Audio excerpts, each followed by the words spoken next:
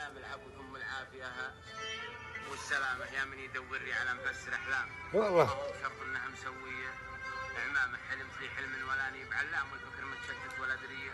علامة البارحه في الحلم قابلت صدام ونعم مشمر ذراعه وكارب حزامه لابس كفو. لباس الحرب جازم من الشام. اي والله وحيه نازلها الغمامه ساعه خبط ثم ارتجل فوق الاقدام قال السلام وفي شفاها ابتسامه قلت السلام اسلام سنه في الاسلام سلام ما قلتوا علينا السلامه ثم سرت انا وياه خطوات همام ثم نوقف وقال من ذا خيامه في رمله منبوت هارمت وثمان مرعى الضيحي والضبيه حلوة والله. والنعامه قلت العرب ذولا عزيزين نشهد انه يستاهل المدح. رجل يفرض علينا ابو عدي السر وقدم مثلك يصير قدام انا في داخلي رحبت به في الحلم. جينا عند وبنت 17 عام اتقى الله يلعب الهواء في قوامه وبين الخيام تلاقى القهوه وقدامه متكل قاعد فوق فرشه.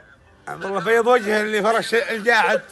انا اشهد لله وسلم لي عليك وعليه. فنجال في 7 انسام سام. فزت حر ما هو حمامه. لا مو بحمامه صح انت وقدام في نظرته سيرتها ورب البيت. في كلامه قال المكان اللي بلا درع وحزام يصعب على من مثلنا في مقامه حجن العرب تفتح على قيد وخطام ما ادري عقل ولا جهل لا او لا حشامه وين الرجال اللي على سرج انعام. شوف بسعدك شو والله ابناء يا سي علي الصبر يا صاحبي عادنا قيام قيام مع الايام حارب غبار.